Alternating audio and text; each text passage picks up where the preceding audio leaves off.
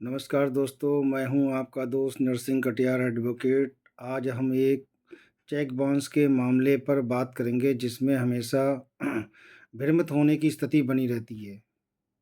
Cheque bounce किन-किन आधारों पर चेक बाउंस की कार्रवाई की जा सकती है, उसके बारे में बात करेंगे, जो कि धारा 138 एनआई एक्ट प्रक्रम लिखित अधिनियम 1881 के अंतर्गत आता है।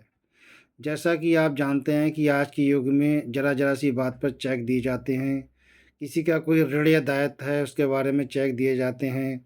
मैंने पैसा उधार लिया या कोई काम करवाया या किसी बहुत सारे काम समाज में होते हैं, इसके लिए चेक दिए जाते हैं।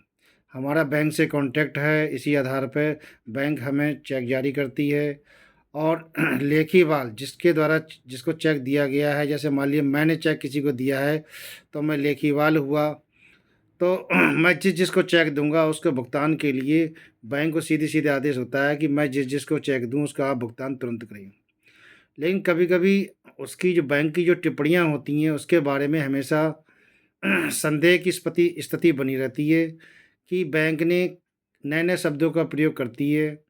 जैसे मान लीजिए मैंने चेक दिया और चेक में मेरे खाते में पैसा नहीं है, तो उसमें लिख देते हैं इनसफिशिएंट फंड कि खाते में पैसा नहीं है, तो वो चेक बाउंस की श्रेणी में आता है। इसके अलावा भी बहुत सारी बातें बैंक लिखते हैं, तो कन्फ्यूजन होता है। आज हम उसी को जानेंगे कि बैंक किन-किन टिप्पणियों को लिखता है। जैसे मान लीजिए कभी-कभी बैंक लिख देता है कि हस्ताक्षर मेल नहीं खाते, तभी आदमी कन्फ्यूजन हो जाता है कि ये चेक बाउंस की श्रेणी में आएगा, नहीं आएगा। तो हस्ताक्षर मेल नहीं खाते हैं, तो ये भी चेक बाउंस की श्रेणी में आएगा।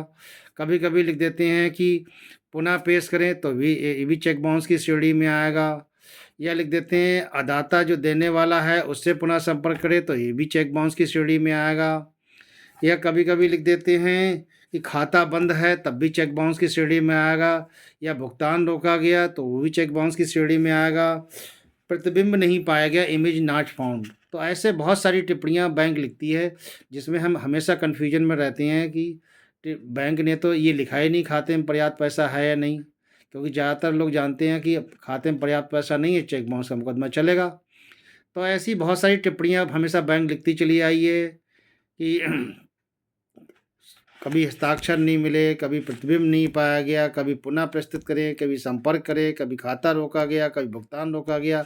तो जितनी टिप्पणियाँ ये सब लिखते हैं, वो सब चेक बाउंस की श्रेणी में आता है, उसके आधार पर मुकदमे चलते हैं। तो ये कन्फ्यूजन की स्थिति थी, तो सोचा कि इस पे आज बात की जाए कि चेक बाउंस के यदि हम मुकदमे लगाते हैं, तो इस तरह की टिप्पणियों को ज़्यादा ध्यान ना दें, क्योंकि इससे कन्फ्यूजन होता है। लेकिन हम अपना चेक बाउंस का आधार पर मुकदमा ला सकते हैं। जैसा कि आप जनरल थोड़ा ब्रीफ में बताएँगे कि इसमें 2 साल की सज़ा है, जो रकम है उससे दुगनी का आदेश कोर्ट करती है। तो एक तरह से समरी ट्रायल की प्रक्रिया अपनाई जाती है और इसमें 3 महीने के अंदर जो पहले 3 महीने के अंदर चेक पेश करना पड़ता है। अगर चेक बाउंस हो गया है तो उसमें 15 दिन में हमें 1 महीने के अंदर नोटिस भेजना पड़ता है और नोटिस में ये लिखते हैं कि भई नोटिस प्राप्ति के 15 दिन में पैसा वापस दें, वरना हम तुम्हारे खिलाफ मुकदमा लाएँगे। फिर उसके 1 महीने जिस दिन नोटिस प्राप्त हुआ है, 15 दिन छोड़ के फिर 1 महीने उन्हें समय दिया जाता है। नोटिस प्राप्ति के 1 महीने 15 दिन छोड़ के समय दिया जाता है, तो उसके बाद मुकदमा होता है।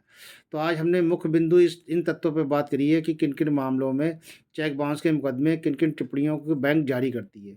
तो दोस्तों, आज आपने जाना कि बहुत सारी टिप्पणियों के साथ चेक बाउंस के मामले आते हैं, क्योंकि धारा 139 जो प्रिजम्पशन है वो मानी जाती है कि आखिर आपका चेक दूसरी पार्टी के पास पहुँचा कैसे? तो आप कितना भी चालाकी करें, लेखीवाल है कि कभी हस्ताक्षर सही ना करे, कभी भुगतान रोक दे, कभी टिप्पणी रोक दे, कुछ ना कुछ लिख दे, लेकिन उसके बाद भी चेक बाउंस के मुकदमे चलते हैं और उसमें सफलता भी मिलती है। तो दोस्तों, जय हिंद, जय भारत। इन्हीं शब्दों के साथ मैं अपनी वाणी को विराम देता हूँ। जय हिंद बख्ता समाज।